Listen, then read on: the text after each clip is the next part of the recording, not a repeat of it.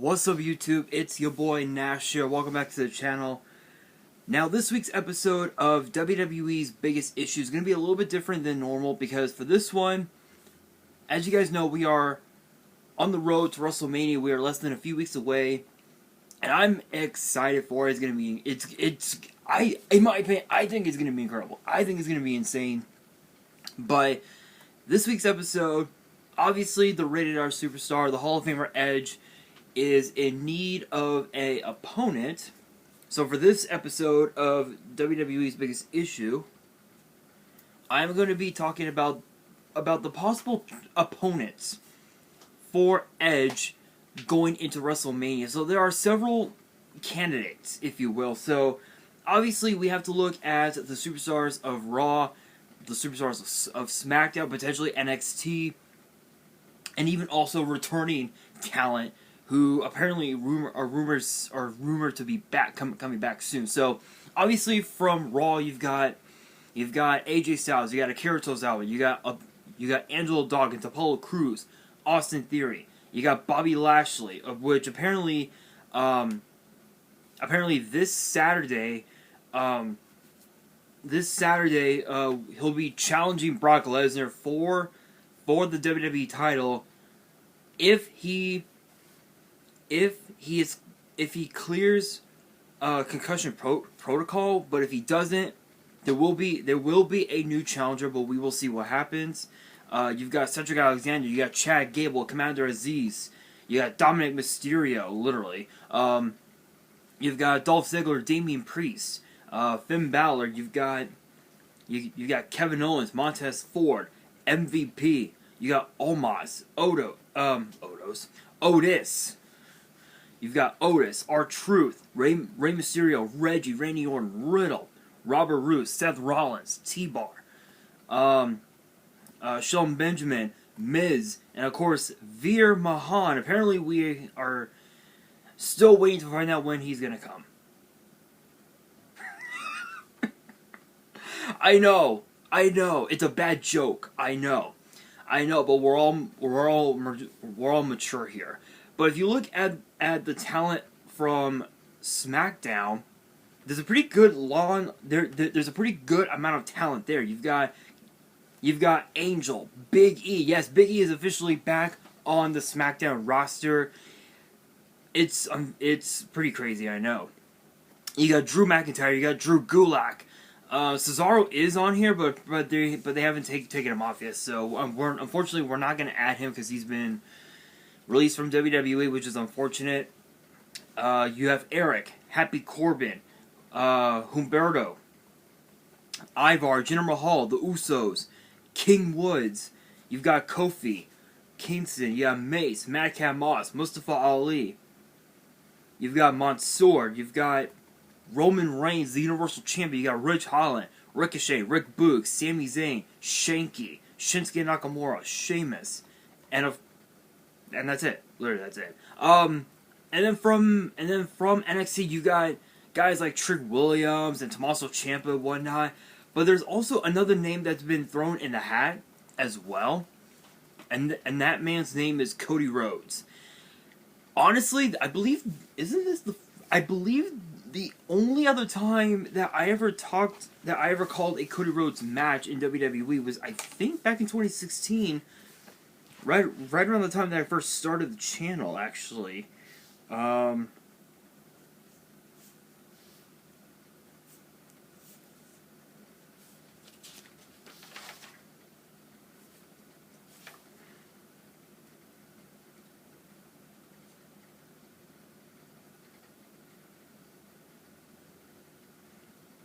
Yeah, I believe so. Yeah.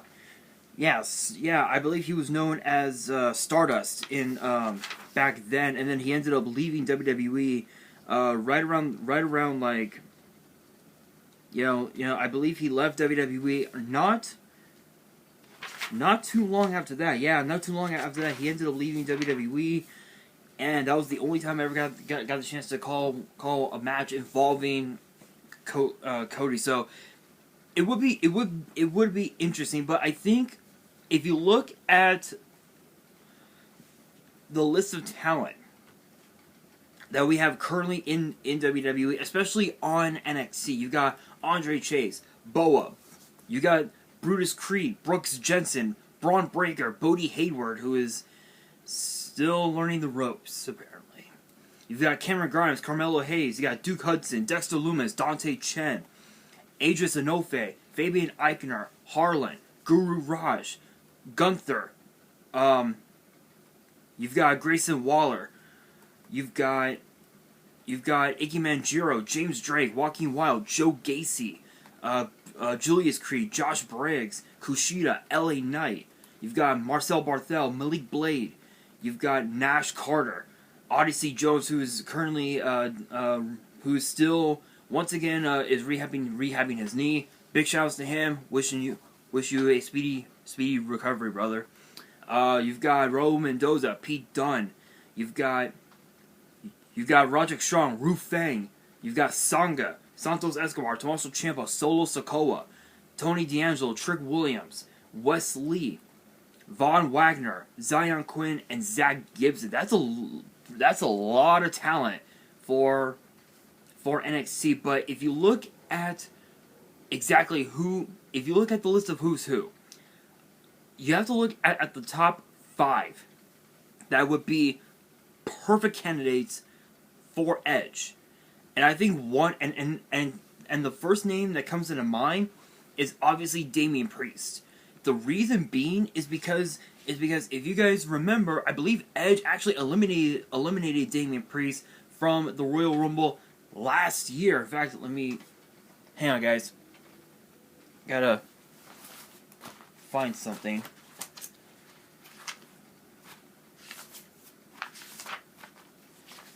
Give me 1 second, guys. If I remember correctly, because I actually have the cards from the last few years, from the last several Royal Rumble matches. Here we are. If I remember correctly. Oh, okay. Oh, never mind. Priest got eliminated by Bobby Lashley in the 2021 Men's Royal Rumble, but Edge and Priest ended up meeting face to face in that match, and Edge told Priest, "Welcome to the WWE, kid." Edge predicted that Damian Priest would become a champion by the end of 2021, and funny enough, he became United States champion, and he is still the United States champion unless Finn Balor defeats Priest tonight on Raw. And we all know when it comes to Damian Priest versus Finn Balor, Balor always wins. Let's be real on that. Let's just keep it real on that. Balor always wins. But what's even more interesting is that you also have Finn Balor as well, who is a potential candidate as well. So that's 2. But going back with Priest, it would be an interesting clash of styles. You have a guy like Edge, who's a Hall of Famer. He's more of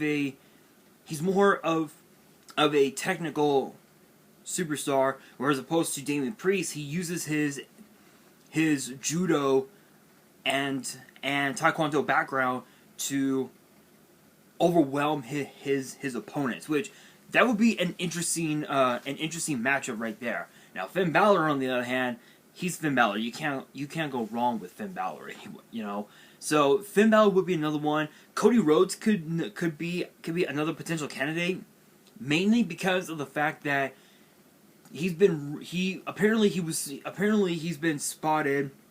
He was spotted at the WWE Performance Center in Orlando. I guess training with some of the young talent that's there, you know, such as Wes Lee and Zion Quinn. Honestly, I think he might be another one that Edge could face. But another one that comes into mind is actually one that I think could make sense. Could make sense. Against Grayson Waller. I know what you guys are thinking. You guys are thinking, why this guy? Why Grayson Waller of all people? It's simple. Edge is the master manipulator. He's been known by by everybody throughout the years as the ultimate opportunist, the master manipulator, the radar superstar. Grayson Waller, in my opinion, despite how much of an ass he is, he's been known, and I will give him credit, he's been known to overwhelm his opponents, not with Sangha, but with his mind games. He's learned from the best, such as AJ Styles, such as Tommaso Ciampa, such as Braun Breaker. He's learned from the best.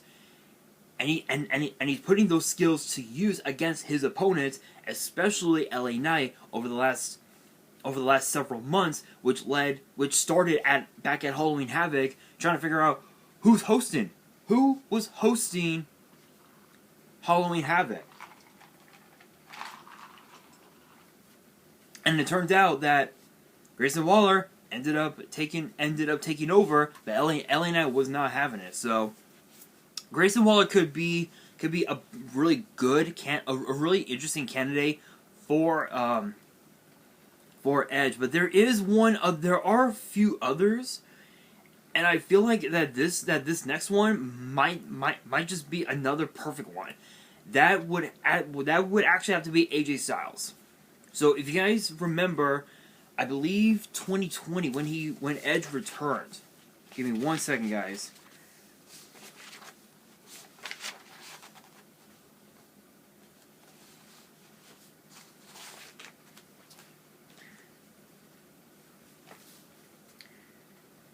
If you guys remember, Edge actually eliminated AJ Styles from the 2020 Men's Royal Rumble when Styles entered the match at number 18. And Edge entered the match at number 21, in which the 2020 Men's Rumble was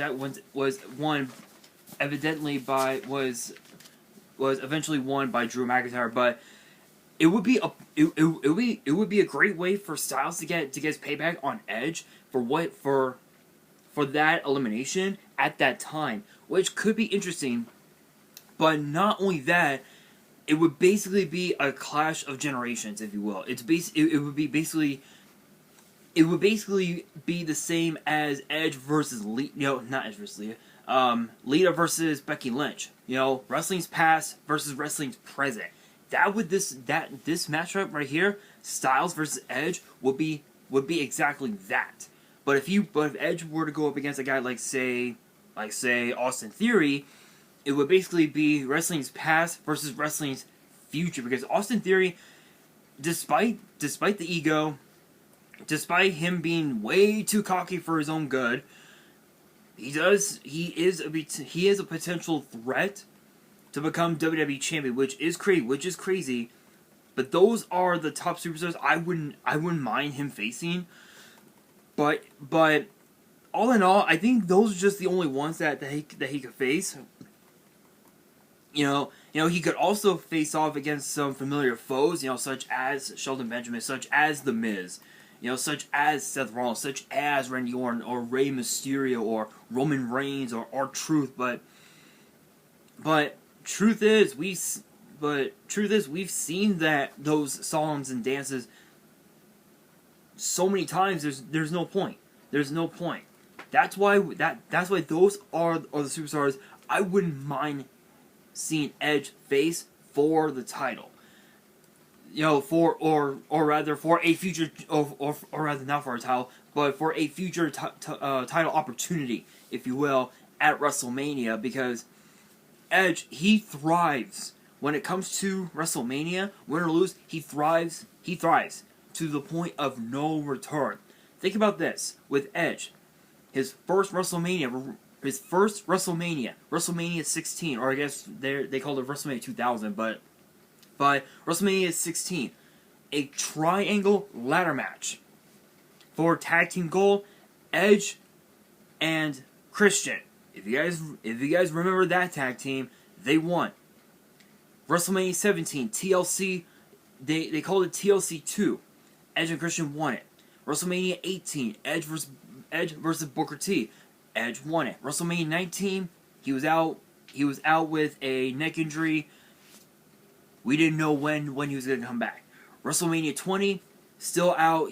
At that time, he was actually rehabbing his neck, getting ready to come back. WrestleMania 21, the first ever Money in the Bank ladder match, he won it. WrestleMania 22 against Mick Foley in that hardcore match, Edge won.